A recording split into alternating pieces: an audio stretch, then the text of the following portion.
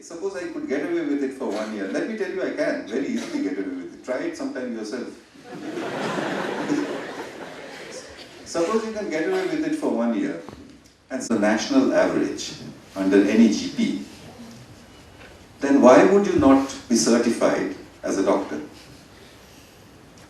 Now that's a 21st century question. And there are many professions where this question could be asked. Just think about it, that if you had Google, what could you pretend to be? And you'll find that the list is very long. Maybe you couldn't pretend to be a theoretical physicist. But then, I mean, you don't need to be a theoretical physicist. And why would you want to be that? Nobody will pay you for it. But you could pretend to be, for example, an investment advisor in a bank.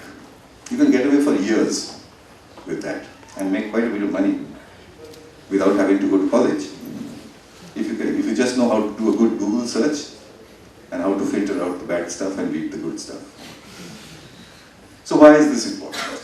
Well, this is important in a very, very strange context. Let me show you. This is where I started from. And as you look at this statement, I think you realize that one doesn't really need to justify it. It's quite obvious. Because, oh, Norton.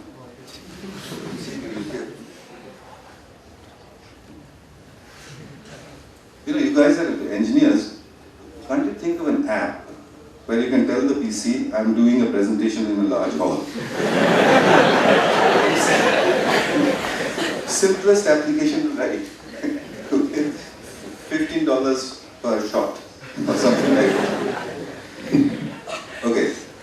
So there are places where good teachers won't go.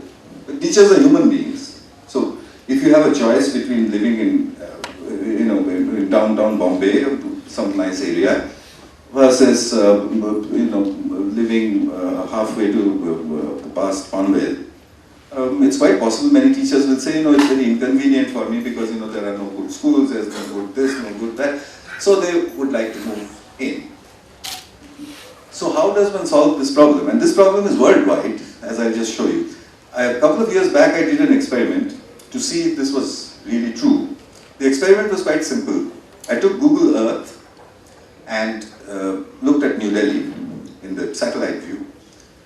And you can see around Delhi all the built up areas. And then you can see gradually less and less built up areas and finally wilderness. So I tried to take out a route out of Delhi which avoided all the built up areas and went deeper and deeper and deeper into the countryside. Then two of my colleagues rented a car and they drove down that road. Every time they saw a primary school, they would stop and give an examination for basic science, English and math. And we total up all the scores, bring it back to Delhi and plot it on a graph. And this is what we got. This distance from Delhi on the x-axis, some total marks on the y-axis. Now all these are government's primary schools. They have the same amount of money, the same number of teachers, approximately the same number of students. They are almost identical. So what explains why these results, why their performance falls as you go further and further away from Delhi? Now, we tried all kinds of reasoning. And you would be surprised at what social scientists come up with sometimes. One lot of students that I discussed with it said, quite seriously, people get more and more stupid as they get further and further from cities. Now, there's not a shred of psychological evidence to show that. But, some people believe that. That couldn't be the case, and certainly not with 8-year-olds. Why should an 8-year-old living 200 miles away from Delhi be any different from an 8-year-old living in Delhi? Okay, so that didn't explain it. We got the answer through a very simple question which we asked in each of the schools. We asked the teachers, would you like to work somewhere else? And the further away from Delhi we got, up to about 50-60 kilometers away from Delhi, up to the Gurgaon, Noida belt, the teachers said, no, it's fine. Everything is fine, there's a nice multiplex is there and so on. So, you know what teachers are like. So then they said, after that, after about 100 kilometers, they started to say, no, if we had a chance, we would just go a little closer to Delhi because there's nothing here and no good hospitals, nothing. 200 kilometers away, every 100% of the teachers said, if we can get out of here, we'll get out. So then, what do? So the government solution was, I asked the government, and the government is aware of this problem. So I asked the government, so what's the solution? So the government said, we'll train the teachers in the rural areas until they become very good. And I discovered there is a flaw in that argument. Firstly, of course, it's very difficult to do, but even if you did, and you trained the teachers so that they became very good teachers, what would they do next? They would migrate to Delhi. So it just, and teacher migration is a huge problem in primary education.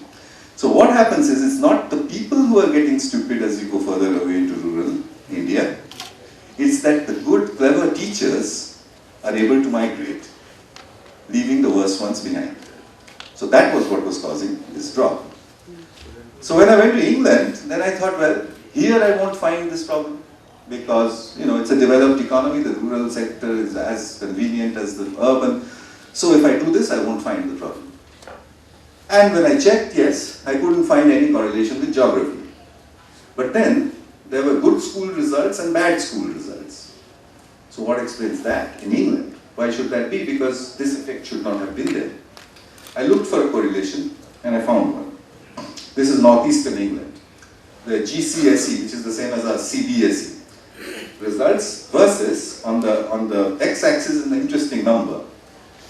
In England we have something called council housing. Council housing is low-cost, subsidized housing for people who are unemployed. We have similar things in India as well. So basically we call them slums, they call it council housing. On the x-axis what we are plotting is the density of council housing. That in certain parts of the city you have lots of council housing, certain parts you have less. The more dense the council housing, the worse off the primary school results. And when I went to these areas, the answer was the same. The teachers said, it's very rough. There's graffiti on the walls and the children are very, rowdy, there is violence, it's not very safe. We would like to work somewhere else. So then I realized that the problem I was looking at was not an Indian problem, it was a global problem. And then I looked at numbers country after country, and there are huge problems like that, particularly in the bigger countries like the United States, where you have this tremendous disparity between what's a good area and what's a bad area. More about that later, but in the meanwhile, we had this problem now in numeric terms. By the way, all of this is published. I was traveling with one of your colleagues in the car, and he was asking me, where does one, what is the data from which you draw the conclusions? The trouble is that the media writes in the popular format. So reading the media stuff, people like you yourselves will not gain very much. But if you are really interested, then read the published stuff. That gives all the numbers. Okay. So back in 1999, I found that there was a problem with computer education. Well, first of all, many of you probably will not know this, but there was a time when using a computer was something that was taught. Okay, it was taught in colleges, it was taught in universities, and the classes went like this. There would be one computer over here. He said, this is the screen. This is called a screen. What is it called? And everybody would say, screen. This is a mouse, and so on, like that. Then the operating system would be taught, and all sorts of things like that. There was a time like that. In 1999 was the tail end of that time, and the trouble was that the people who knew how to teach, computers were very highly paid, and would certainly not go into a slum to teach children. So then I thought, what's going to happen to all the poor children? How are they going to learn how to use a computer? I can't get a teacher to go there. So what would happen if I just put a computer over there? And that's how this experiment started. It got called hole in the wall because if you want to put a computer in a slum, where do you put it? You can't take a table and a chair and put it there. Because, any more than you can't put a computer on a table and a chair outside here in IIT to last for 10 minutes. So computers are not meant to be kept outdoors. So the only people who keep computers outdoors are banks. So I followed their design and created for myself a DIY ATM. Okay, a do-it-yourself ATM with wood and concrete, and stuck that into the wall of a slum in Kalkaji in Delhi. 3 feet off the ground, running Windows, Alta Vista search engine, which was the search engine at that time, and nothing else, no instructions, and just left it there with a touchpad. There was no keyboard. And about 8 hours later, we saw that children were browsing, which was very non-intuitive at that time, because if they can't read English, if they don't understand what a computer is, they've never heard of the internet, then how are they browsing? We didn't know the answer to this. But here's a glimpse of that experiment.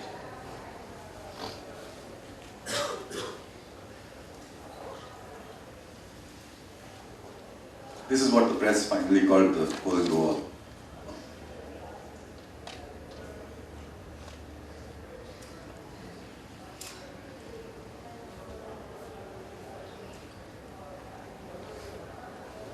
So that's an 8-year-old boy and his 6-year-old student, and he's teaching her how to browse.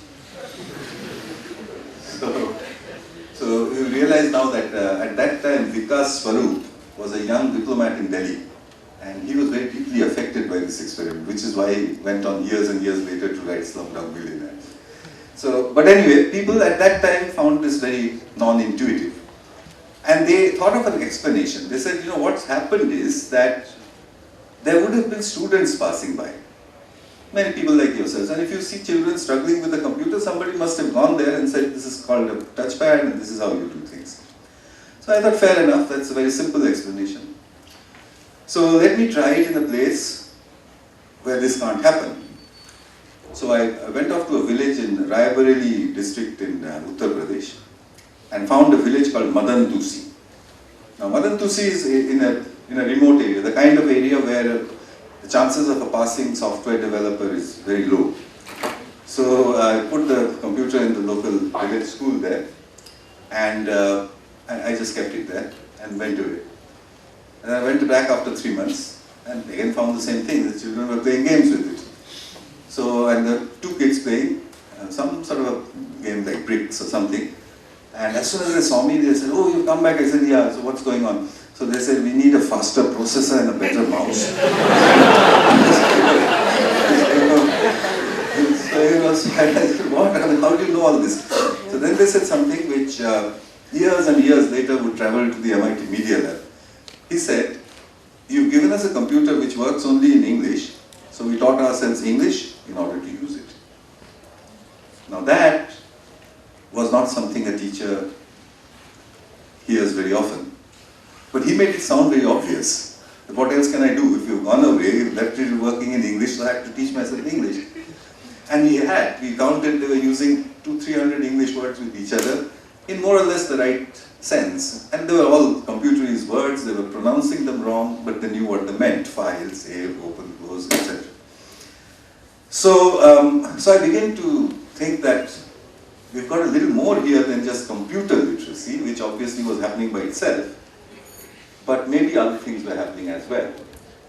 At that time, the World Bank funded a large study because they got really seriously interested in the whole thing.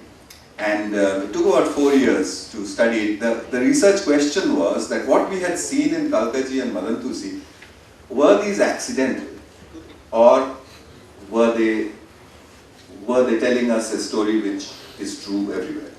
So we had to design a social science experiment. I chose 23 villages up and down the country. We chose villages based on their socio-economic situation. We chose villages according to their ethnic profiles and also according to their geography, because there was a big engineering challenge. How do you keep these things working? What would fail? When and why? So we chose hot areas, cold areas, wet areas, that sort of thing. So 5 years of experiments. Here's a glimpse of it. I'll show it to you in a moment, but in the meanwhile, we also needed to do several other things. The design that we arrived at was that the computers would be in a wall, or the wall of a house or something, about 3 feet off the ground, there would be a seating rod in front, and the distance between the seating rod and the wall would be such that if you are over a certain height and you try to sit down, your legs would spread out like that. Okay? The keyboard of the computer is covered with a plastic cowl, and you have to put your hand in through that, and the gap is calculated so that only small hands would go in. The lid covering the computer at night would be raised and hung on 2 chains and would hang at a height so that if you were over a certain height, you have to bend at a very peculiar angle in order to see the screen. So without having to say so, the design made it obvious that these were meant for children. That's very important, because otherwise you'll have, the adults will not let the children use it at all. Then came the insides of it. How do you keep it running? There's no air conditioning. So the first thing we did was that we took a pretty powerful exhaust fan, turned it upside down and put it inside the enclosure. So now the inside of the enclosure had positive pressure. Wherever there's a crack, the air blows out of it. So that prevents the entry of dust. We had localized fans which would cool those parts which need cooling. We are very wasteful in cooling computers. We tend to cool an entire room just to keep one chip cool. So all I did was blow air at that chip. Blowing air can keep things running for a very long time, let me tell you. It keeps humidity away, it keeps dust away, it keeps temperature under control and so on. And it really is a very good thermostat. I figured that out because I thought that, we've got such a complicated body, this biochemical system of ours, it's got computation, it's got muscles, it's got mechanical parts and so on and so forth. And it's all controlled through the control of air. The temperature of the air is controlled and it keeps going in and out. We do everything with air. When we need to clean a filter, we go, okay, air. So why not try something like that? Then I needed to know that these computers are in very distributed places, so how would I know what's happening there? I can't keep traveling to these places. So I put sensors there, temperature sensors, pressure sensors, humidity sensors, which would all feed into the computer and post all that data up to a website. Then we had a webcam. We had 4 or 5 hours of battery storage because electrical power is very, very poor, so you need to take the AC whenever it comes, convert it to DC, store it, and then produce the power from that. And we used VSAT for connectivity. So we had, as I said, several kinds of sensors. This is an old picture. You probably wonder why I put this picture up. This is at a time when you couldn't buy these cameras. Okay? We had to make it. We had to buy the lens, we had to build the electronics and make it. So we were very proud that we could make it about the size of a rupee coin. The systems had a log, which is quite easy to get, which would be posted up on the internet. I could see, not in real time, but with a gap of about 2 or 3 minutes, I could see what was happening on the screen of each of these computers at any point in time sitting in Delhi. And I could see and hear who were the children using it and what they were saying. So it became like a big detective puzzle. You take these long streams of data and try and figure out what was happening there. Here's a glimpse of all that.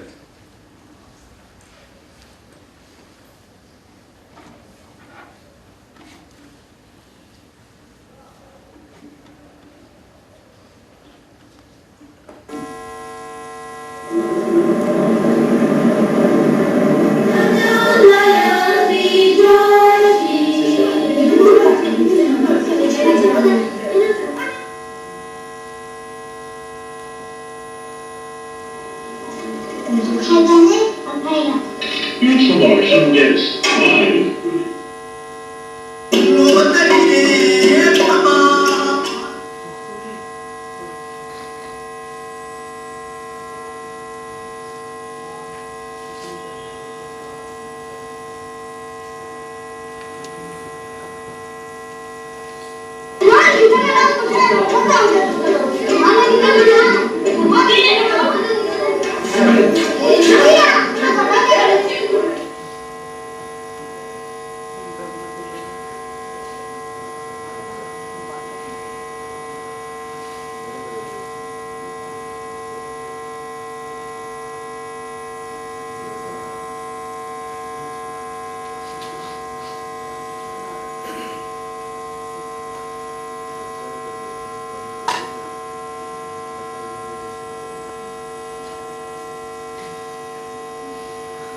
interesting sequence. This 8-year-old boy telling his older sister what to do.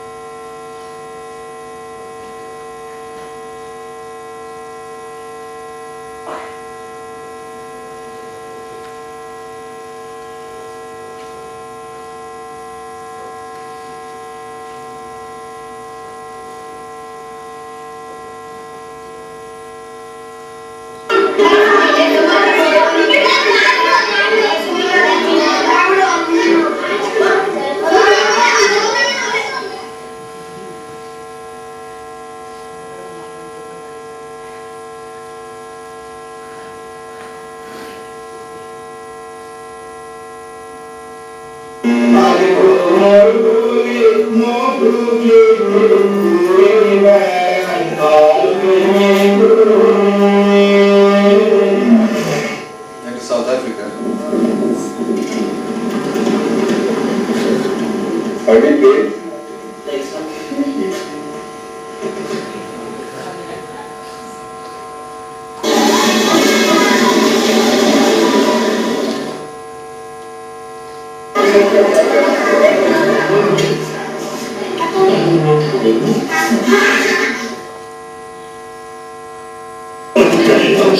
Some ways, most different to share with the world.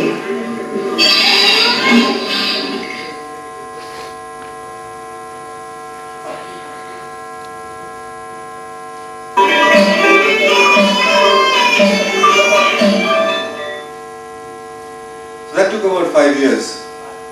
And at the end of it, we had the results that we were looking for. 1 million children had taught themselves how to use a computer. 1 million children who would have never seen one before.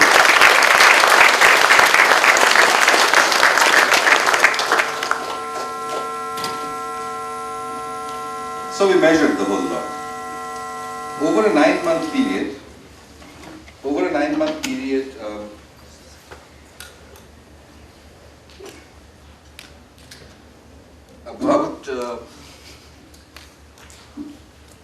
on a computer literacy scale, they would go from a 0 up to about 43%. Now 43% on this literacy scale is what you would get if you gave this test to the average office secretary. So you know what the average office secretary does: word processing, mail, email, Excel, PowerPoint, and increasingly, during the lunch break, Facebook and Twitter. So the children would get to all of that. Now this was over a data set which was big enough for us to say that this would happen everywhere. So here it is then, that they can learn to use computers irrespective of who they are or where they are. You don't need an institution. So fine, so that was the end of one chapter, and I said, well, it's a nice piece of work done and so on. But I was beginning to get a bit nervous about the fact that teachers were reporting that the children's behavior has changed. I couldn't quite figure out what was the reason for that, because there was no educational material being put onto those computers. The question became, what else can they learn by themselves? After 9 months in the streets of Delhi, when I went to investigate what was happening, I found the answer. It was quite simple. See, about 6 months down the line, the children had discovered Google, and they were Googling their homework. So their English was perfect, and the material, they were downloading from Nature magazine and things like that. So the teachers didn't know what the hell was going on. So, and remember, this is 2002 or something like that, when teachers themselves are not very familiar. Even today, many primary teachers are not. So they had no clue, and I thought to myself, my God, what have I done? Because, is this learning?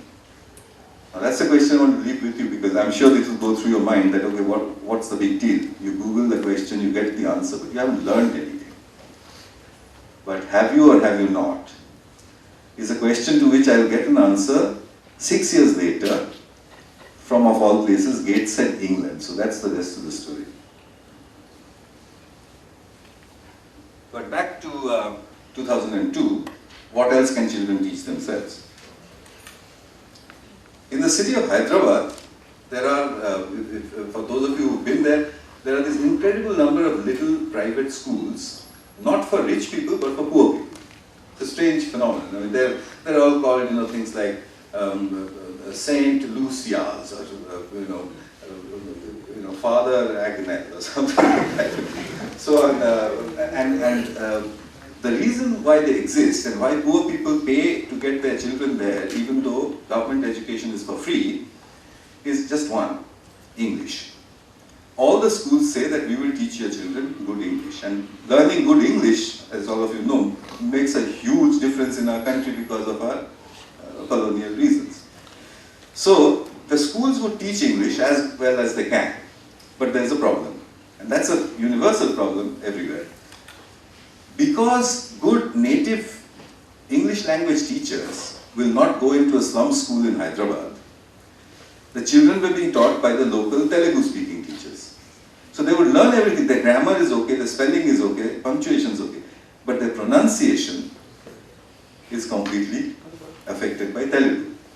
And for those of you who have heard a Telugu accented English, you will know that life can be very difficult.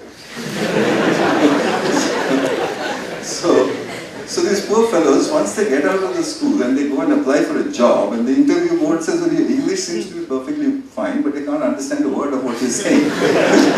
They don't get a job. So how does one solve this problem? So I went into a school, I bought them a computer, put speech to text into that computer, which I had to buy at that time. Now you get it for free everywhere. The basic idea, I'm sure, that you speak into the computer. If the computer understands, it will follow your commands. So I told the children, go and speak into the computer. So they spoke into the computer typed complete nonsense. So the children said it doesn't understand anything. So I said, I'll tell you what, I'll give you an internet connection, I'll give you this computer for 2 months, for 3 months I think. You have to make yourself understood. So the children then said, how? And I'm not an educationist by profession, so I had to quickly invent an answer, a good pedagogical answer to this question. So I said, I have no idea. And anyway, I'm going away for 3 months. So you do what you like. So I left them there. What the children did, when I came back after 3 months, I met this little fellow called Faizan. So I said, Faizan, how are you? I said in English. And Faizan looks at me and says, fantastic.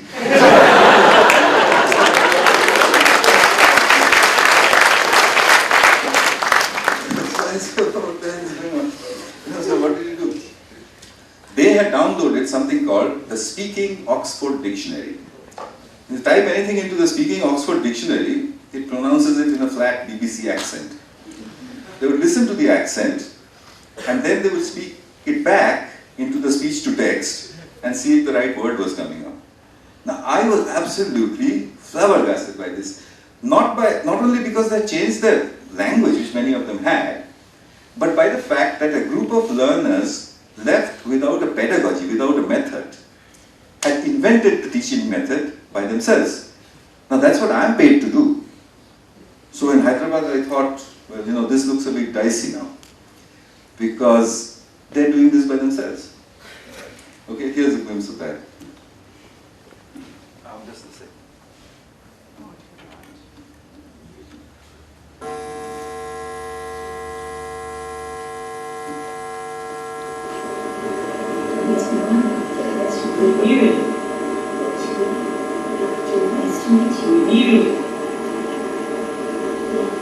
Nice to meet you. Nice to meet you. Nice to meet you. So you get the general idea. And that girl that you see, some of you may have actually spoken to her. She now works for a call center. Might have sold you a credit card or something. But she actually made it. So I was beginning to get convinced that groups of children can achieve educational objectives by themselves. By now, the teaching community, who were great friends of mine so far, they used to say, what fantastic experiments and all that. When I started saying this, I found that there was a distinct change in their attitude towards me. So, they said, aren't you sort of overdoing it? Because, it's one thing to say that they can, learn to play Angry Birds by themselves. It's another thing to say that, they can teach themselves, Newton's laws of motion. So I said, well, how do you test for it? The only way to test is to design an experiment which will show that teachers are needed. So I designed an experiment. Here was the research question. Can Tamil-speaking children in an Indian village learn biotechnology of DNA replication in English by themselves on a street-side computer? Okay, I thought, well, what can be better than this? I'll give them a pre-test, they'll get a 0, obviously. I'll come back, I'll give them a post-test, they'll get another 0. And I'll go back to Newcastle and say we need teachers. So off I went, I had to find a village. I found a village, it's called Kalikuppam in Pondicherry district. Kalikuppam had been wiped clean by the Asian tsunami. The school was gone, everything was gone, and I had given them a couple of hole-in-the-wall computers. The children, as usual, had picked up all the computing skills, play games all the time, and they had fun with that. Into that I downloaded DNA replication material from the internet, created 2 tests by biotechnology experts to test for that material, 2 equivalent tests. Then I put all that material into their computers. I called, some 23 children came, and I said, that was my experimental group. I said to them, listen, they're all 12 years old or so, Tamil speaking. So I said, I put in something here, it's very important, very topical, very modern. I'm afraid it's all in English, can't help it. So the children took one look at it and then they said, wow, how can we understand this is full of chemistry and it's got diagrams and it's got, so how are we supposed to understand? So I used my pedagogical method and I said, I have no idea. Anyway, I'm going away, don't bother me. And I left them with that. Gave them the pre-test, they got a 0. And I came back after 3 months, all the 23 trooped into this sort of little room, very quiet. They said, we've understood nothing. So I said, nothing? What do you mean? So they said, it's all in English, it's chemistry, this and that, we can't understand anything. So I said, well, so how many times did you look before you figured that you had understood nothing? So they said, no, we're looking every day. So I said, what do you mean, every day I'm looking, if you don't understand anything, why are you looking at it every day? So then this little girl who you saw, whose pigtail you can see, she was 12 at that time, she raises her hand. And she says to me in half Tamil, half English, she says, apart from the fact that improper replication of the DNA molecule causes genetic disease, we've understood nothing else. So then I post-tested them and an educational impossibility appeared. 0 to 30% in 2 months. On their own. Remember the context. 12-year-old, Tamil speaking, street side computer, middle of the summer, biotechnology of DNA replication in English. 0 to 30% in 2 months. An utter educational impossibility. So then I began to think, all educationists can't be wrong. So this is an emergent property of the 21st century. Something is happening. But I can't go back to Newcastle with this result because it's still a fail, 30%. How to get them to 50%? I can't get a teacher anywhere in Kalikuppam. But I found one local girl. She is an accountant. And she's about 22 years old. She used to play with the children, play marbles, football and all that. So I called this girl, I said, Rekha, listen, can you get the score up to 50%? So she said, absolutely not. I didn't have science in school. So I don't understand a word of what they're doing over there. So I said, I'll tell you what. You use the method of the grandmother. So she says, what's that? I said, you stand behind them. Every time they do anything, you just say, wow, fantastic, Baba. Ray, how did you do this? And then,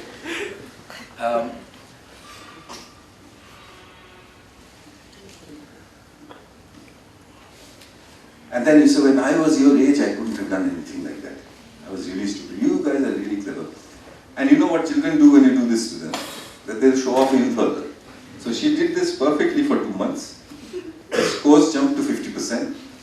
Same as a really posh private school in Delhi that was my control. So Kalikuppam had caught up. And now I was absolutely convinced that there was an alternative method lurking around somewhere. So then I came back to Newcastle with this statement. Groups of children in the presence of a friendly but not necessarily knowledgeable mediator can learn anything by themselves. Now this finally was at loggerheads with the formal system, because it said you don't need a knowledgeable mediator, and it said children can do this by themselves. So I had to buy a black t-shirt. Okay, give up my suit and everything, because but by then also every school in every developing country, and in fact in every developed country, wanted to listen to the story. The first to respond, surprisingly, were the schools of England. Across the River Tyne from Newcastle, up northeast of England, a little city called Gateshead, where I lived, because it's a poor area, and the kind of children I work with also live there.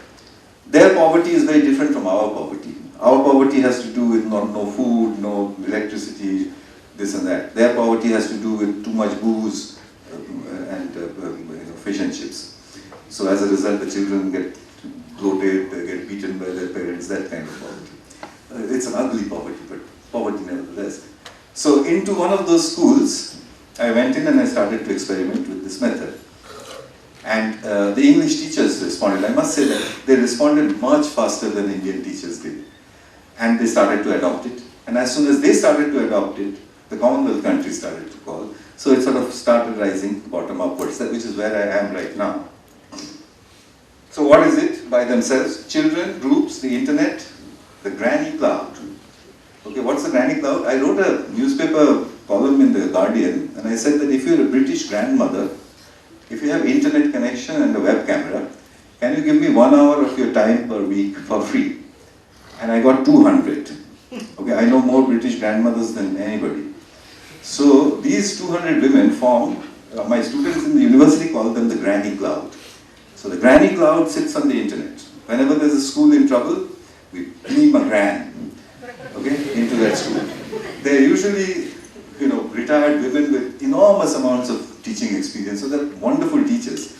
So I've seen them from Gateshead, talking to a class in Hyderabad of really rowdy children and just going like that, and 5,000 miles away, the class is quiet. It's all done over Skype. So, and the system is triggered off by big questions. You can't take a group of children and just tell them, okay, find out by yourselves, what is the tangent of an angle. I mean, who in their right mind wants to know what a tangent of an angle is? Okay? You don't want to know because your question would be, why do I need to know it? But you can ask somebody, how does an iPhone know where it is? You say my position and the iPhone tells you where you are. How does it know? If you leave a group of children with that, in about 45 minutes they'll get to GPS, they'll get to the fact that you have 3 satellites, that you have to triangulate the position, they'll get that word. And when you say, after triangulating, how does it calculate? And they'll say there's something called trigonometry. Then after that you can teach them tangent of an angle till it comes out of the ears, they'll still listen. You got it? That you start it with, you turn the system upside down. You don't say, you will understand why I am teaching you differential equations 20 years from now. You tell them now why you're teaching them differential equations and what's in it for them. Okay? And I guess the same thing would apply to engineering education. If only they would tell you what's the big problem that this little thing can solve, then you're willing to spend your time doing this boring little thing because there is a big problem to be solved at the other end. Okay? So you need big questions. Here's a glimpse of the last phases of this experiment.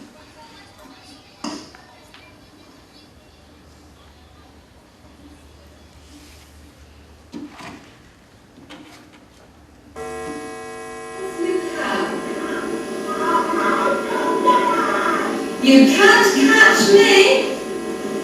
You say it. You can't catch me.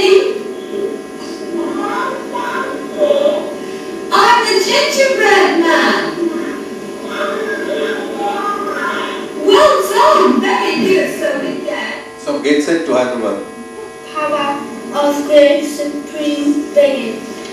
The root Durga in Sanskrit Then I did it the other way means about. a fort or a place which is difficult to We went into Google and we typed in we went into Portal and we typed in Leonardo da Vinci. You know those two chaps, little boys. I went into. I did a little experiment with 80 children in a community college, and I asked them, "What do you want to become when you grow up?" So almost all the little boys said footballers. So and the teachers said, "Yeah, they're like that. They all want to be footballers." All the little girls said fashion designers, game show host, and all that. So then I told them to watch a TED talk once a week. We would meet and I would say, you choose a TED talk. I'm not going to choose one. And you watch it. And you know kids, so they would choose things. They'll type in chimpanzees. And some TED talk will come. And then they'll watch that. They did this for 8 weeks. And after they watched the TED talk, then I would say, okay, get into groups, get a computer, and just research the thing a little bit further. Who is that person? Why are they doing that? Just 8 weeks later, those two kids, both of them wanted to be footballers. So then I said, do you still want to be footballers? And no, we don't want to be footballers anymore. So what do you want to become? Oh, Leonardo da Vinci. So it's very easy to change that. You can't actually blame the children today for that, or yourselves, because if you look at what the media throws at you all the time, all our heroes are entertainers. All of them. No engineer is a hero. Okay? So why would a little boy or a girl want to be an engineer? They'd much rather be, a film star. So we've got to change that. Now, that's easier said than done. I'm not a social reformer, but I'm saying that you can just tell them to watch TED Talks and research it until you can change their mindset very quickly.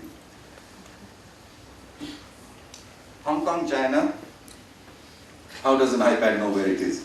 Which led them straight into tangents of angles and triangulation and trigonometry. Montevideo, Uruguay. Can trees think? I don't know if any of you have considered the answer to this. Look for it on TED. You'll be very surprised at what the answer is. Santiago, Chile. Where did language come from? So they said, what do you mean language? I said, like Spanish, they are Spanish speaking. So like Spanish, how come animals don't talk? They make noises. And here we are also monkeys. But we make these little bird-like sounds at each other and we understand what we are saying. Where did that come from? So then they went to research. Since they're 9-year-olds, after some time they come back. Oh, we've got the answer. So what's the answer? Animal sounds become words. So I said, like? So they said, like, oof and ouch. Is it okay? And then you've got to join the words together. And to join the words together, you need rules, and that's called grammar. And when you have words and you have grammar, then you have language. 9-year-olds. Okay? At least 20 years ahead at that time. All by Google.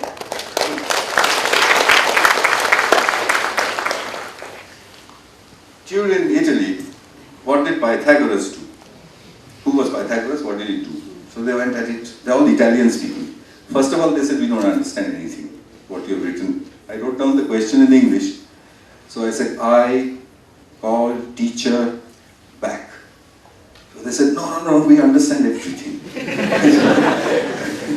Put the English question into Google Translate. Got the Italian, then they went off to work. 40 minutes later, right angle triangles, Pythagoras' equation. Then 3 of the boys get together and they put a square equal to b square plus c square back into Google. Google comes up with Lorentz transformations and they're heading straight towards special relativity. Okay? At age 10. So by that time I brought the teacher in, and for the first time in my life I heard a teacher say, shall we stop them?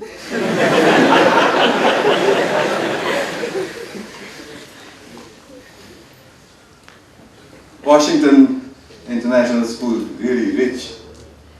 Everybody, all the kids very bored, we don't want to come to school and so on and so forth. So I had to think of a quick question. I said, well, why does red go with black? Black trousers, red shirt, looks nice. But not red with purple, for example. Why not? There's nothing in physics which says. So they found the answer for me. You'll be surprised what the answer is. It's deep inside anthropology. It's at England. What are fractals? Started working on it. Of course, fractals attract children a lot, so they've got all the Mandelbrot sets, this and that. They obviously can't understand the equations, it's too hard for them. So a day passes. Second day, I said, what would you like to do today? Oh, we want to do fractals again. So they did fractals again. The second day, then said, well, what are these fractals? Oh, there's just the same thing over and over again. So I thought, well, for the 9-year-old mind, he's actually got there. He's getting very close to what the real thing is. I mean, this is master's level mathematics that he's talking about. Then a parent calls up and says, what exactly is happening in their math class? So the teacher says, why? Says, I had a little boy and I gave him some pineapple for breakfast, and instead of eating it, he's staring at the skin and saying, Mom, it's a fractal. So it sort of, it does things to their mind. New Delhi, India, what are household robots? Right inside, in the middle of a really, really poor area, a horrible quality government school. All these kids, their faces light up the moment you say, I'm going to give you computers, one for every 4 of you. There are no rules. You can talk to each other, you can change groups, you can run around. In fact, I'm going to take the teachers away for about an hour. But you have to maintain your own law and order. They do it perfectly. Every child loves it. So the question was, what is a household robot? And the answer which came back from the middle of the southeast Delhi slum was that if they would only give a license to bring the Roomba into India, then all the maids will lose their jobs. Okay? And they got to that by themselves. They can barely read. A Roomba is a little automated vacuum cleaner that does the cleaning by itself. So what do we need after all this? What do we need as a new primary curriculum? Well, we first of all need reading comprehension. Remember, there's one built-in assumption into this whole thing, that you can read and understand what you're reading somehow. If you can't do that, the method doesn't work. Information search and analysis, but that we know children can do by themselves. They learn it by themselves. And finally, a very difficult thing. If you know how to do Google searches, you can read, you figured the whole thing out. How do you know whether to believe it or not? All of us have a little belief engine inside our heads.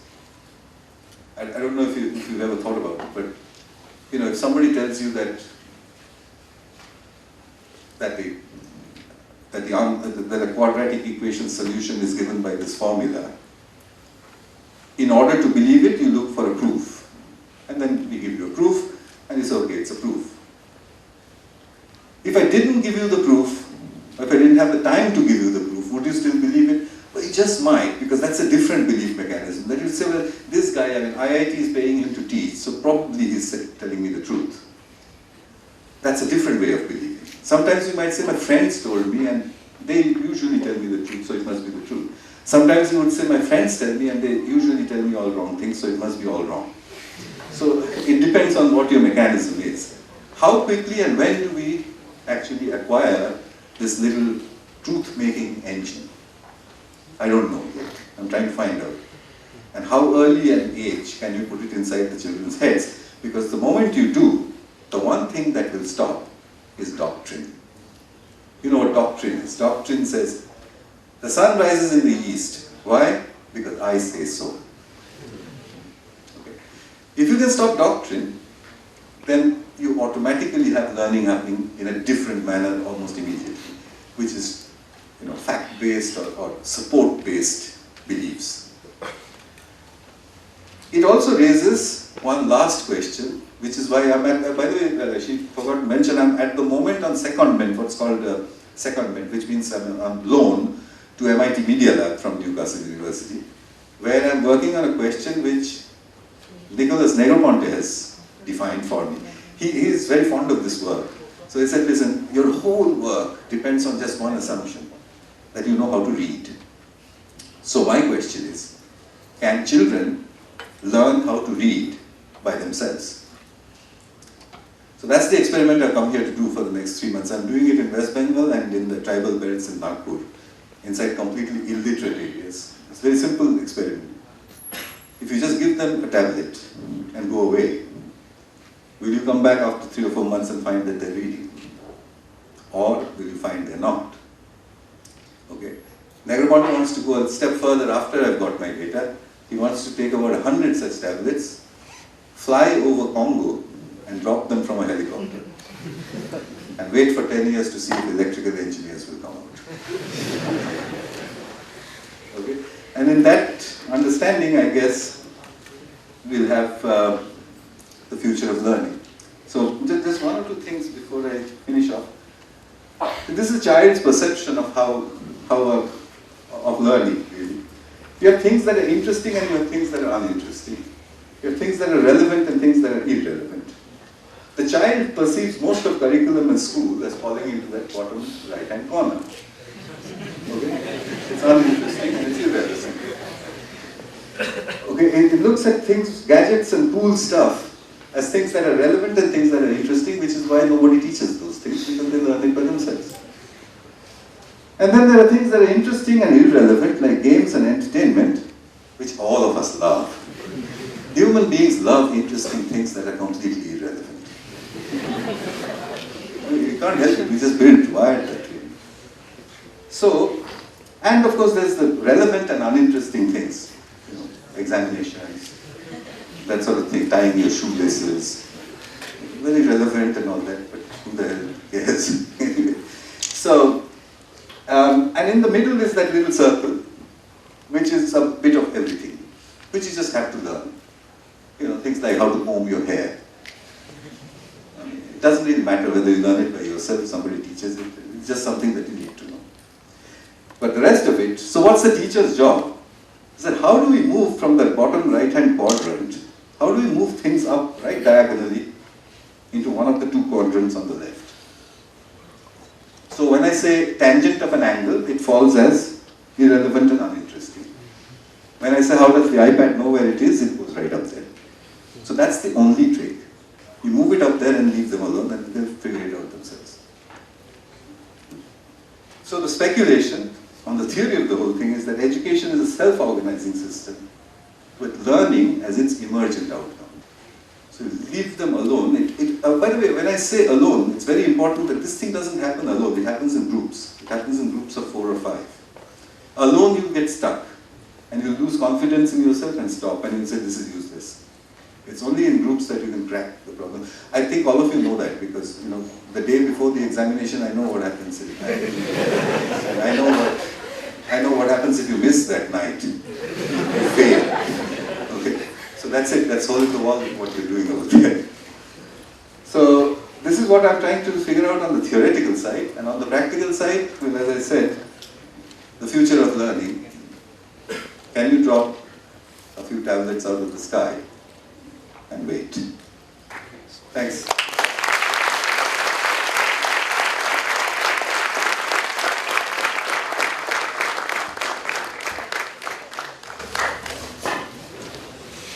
Thank you very much, sir.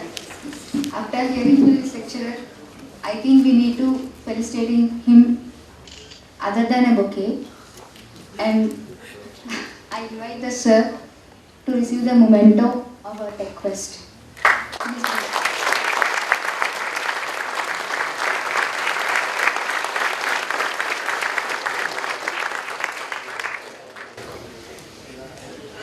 Thank you, sir.